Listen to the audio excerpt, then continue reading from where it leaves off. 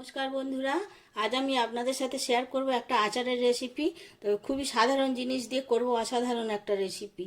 তো আজ করব আমি দেশি লাউয়ের আচার। এই যে দেশি লাউ আছে, অর্ধেক কেটে নিয়েছি আমি। এর থেকে লাউটা খুব কচি হতে হবে। এই লাউটা কেটে এই যে পিস পিস করে কেটে আমি গ্রেটারের সাহায্যে গ্রেট করে নিয়েছি আগে কিছুটা।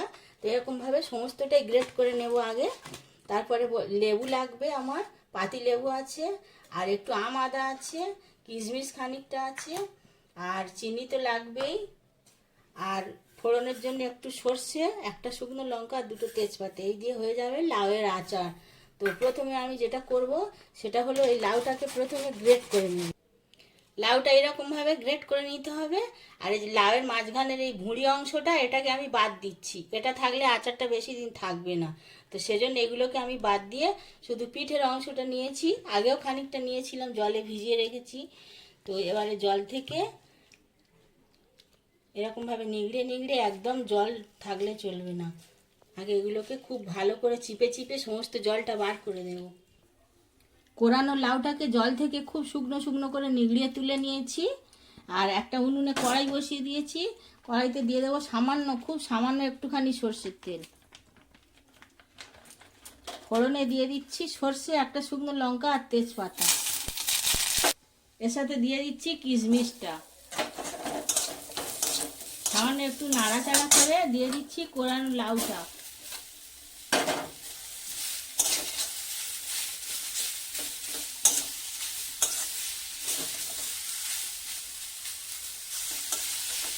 একটু নাড়াচাড়া করে পরিমাণ মতো চিনিটা দিয়ে দিলাম।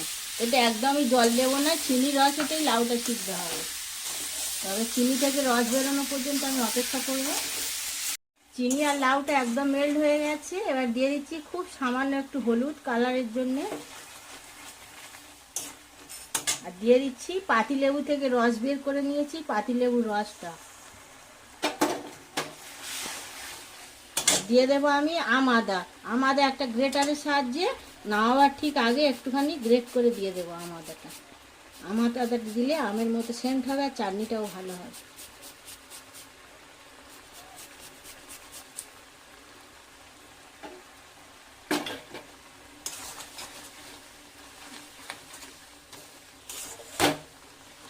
এবারে আমি গ্যাসের ফ্লেমটা অফ করে দেবো, দিয়ে ঠান্ডা করে পরিবেশন করব। তৈরি হয়ে গেছে লাউয়ের আচার।